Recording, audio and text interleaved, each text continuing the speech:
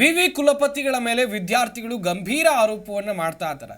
ಇಲ್ಲಿ ವಿದ್ಯಾರ್ಥಿಗಳು ಮಾಡ್ತಾ ಇರುವಂತ ಆರೋಪ ಅಂತ ಹೇಳಿದ್ರೆ ನಮಗೆ ಮಾರ್ಕ್ಸ್ ಸರಿಯಾಗಿ ಕೊಡ್ತಾ ಇಲ್ಲ. ಎಲ್ಲಾಗಿರೋದು ಈ ಘಟನೆ ಅಂತ ನೋಡ್ತಾ ಹೋಗೋದಾದ್ರೆ ವಿಜಯನಗರ ಶ್ರೀ ಕೃಷ್ಣ ದೇವರಾಯ ವಿವಿ ಯೂನಿವರ್ಸಿಟಿ VSK ವಿವಿ ಅಂತ ಇದನ್ನ ಕರೀತಾರೆ.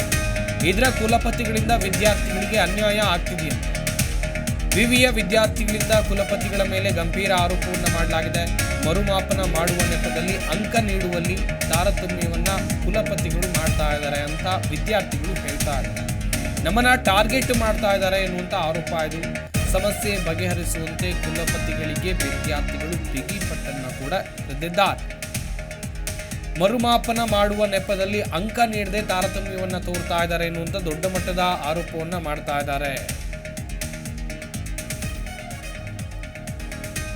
ವಿದ್ಯಾರ್ಥಿಗಳಿಗೆ ಅಂಕವನ್ನ ನೀಡುವಲ್ಲಿ ವಿವಿಯ ಕುಲಪತಿಗಳು ಉಪನ್ಯಾಸಕರಿಂದ ಹಾಗಾದ್ರೆ ಮೋಸ ಆಗ್ತಾ ಇದೆಯಾ?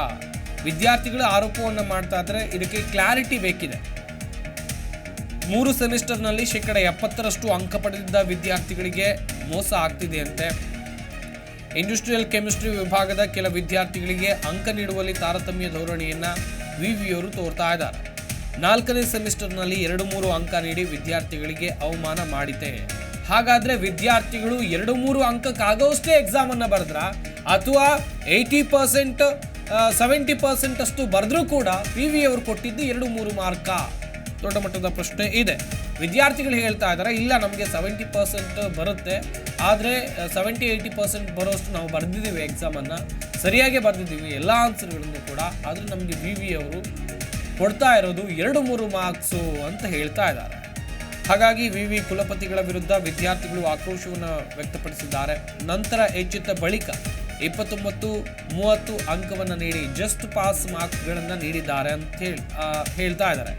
ಮೊದಲೇನು ಎಕ್ಸಾಮ್ ಬರೀತಾರೆ, ಎಕ್ಸಾಮ್ ಬರೆದಂಥ ಸಂದರ್ಭದಲ್ಲಿ ವಿದ್ಯಾರ್ಥಿಗಳಿಗೆ ಸಿಕ್ಕಿದ್ದು 2-3 ಅಂಕ, ಸಿಂಗಲ್ ಡಿಜಿಟ್ ಮಾರ್ಕ್ಸ್ ಸಿಕ್ಕಿದೆ ವಿದ್ಯಾರ್ಥಿಗಳಿಗೆ. ಈ ಸಂದರ್ಭದಲ್ಲಿ ವಿದ್ಯಾರ್ಥಿಗಳು ಆಕ್ರೋಶವನ್ನು ವ್ಯಕ್ತಪಡಿಸ್ತಾರೆ. ಇಲ್ಲ, ನಾವು ಎಕ್ಸಾಮ್ ಸರಿಯಾಗಿ ಬರೆದಿದ್ದೀವಿ, ನೀವು ಸರಿಯಾಗಿ ಮಾರ್ಕ್ಸ್ ಕೊಟ್ಟಿಲ್ಲ ಅಂತ ವಿದ್ಯಾರ್ಥಿಗಳು ಹೇಳಿದ್ದಾರೆ. ಈ ಸಂದರ್ಭದಲ್ಲಿ ಜಸ್ಟ್ ಪಾಸ್ ಮಾರ್ಕ್ಸ್ ಇರುತ್ತಲ್ಲ 29-30 ಇಷ್ಟು ಕೊಟ್ಟು ವಿದ್ಯಾರ್ಥಿಗಳನ್ನ ಪಾಸ್ ಮಾಡಿದ್ದಾರೆ ಎನ್ನುವಂಥ ಆರೋಪವನ್ನು ಮಾಡ್ತಾ ಇದ್ದಾರೆ.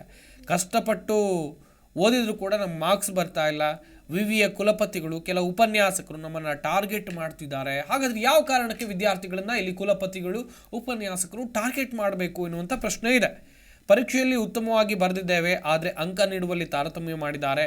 ಮರುಮಾಪನ ಮಾಡುವ ನೆಪದಲ್ಲಿ ಅಂಕ ನೀಡುವಲ್ಲಿ ತಾರತಮ್ಯವನ್ನು ಮಾಡ್ತಾ ಇದ್ದಾರಂತೆ. ಸಿಟ್ಟಿಗೆದ್ದ ವಿದ್ಯಾರ್ಥಿಗಳು ಕುಲಪತಿಗಳ ಕಾರ್ ತಡೆದು ಆಕ್ರೋಶವನ್ನು ಬಗೆಹರಿಸ್ತಾ ಇದ್ದಾರೆ.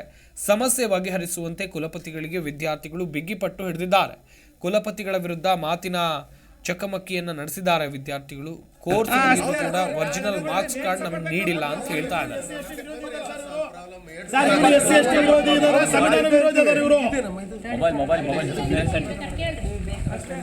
ತಮ್ಮ ಎಲ್ಲರಿಗೂ ಹೇಳು, ಇವತ್ತು ಇವ್ರು ಮಾಡಕ್ ಆಗಿಲ್ಲ ಅಂದ್ರೆ ನಾಳೆ ಕುಂತ್ಕೊಂಡು ಎಲ್ಲಾ ಸಂಘಟನೆ ಕರೆಸಿ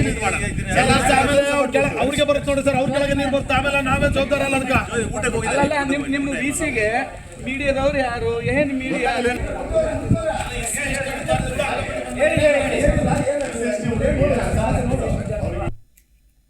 ಇಂಡಸ್ಟ್ರಿಯಲ್ ಕೆಮಿಸ್ಟ್ರಿ ಡಿಪಾರ್ಟ್ಮೆಂಟಲ್ಲಿ ಕಂಪ್ಲೀಟ್ ಆಯಿತು ಮೊನ್ನೆ 2 ಮಂತಲ್ಲಿ. VSK ಯೂನಿವರ್ಸಿಟಿಯಲ್ಲಿ ಮುಗಿಸಿದ್ದು.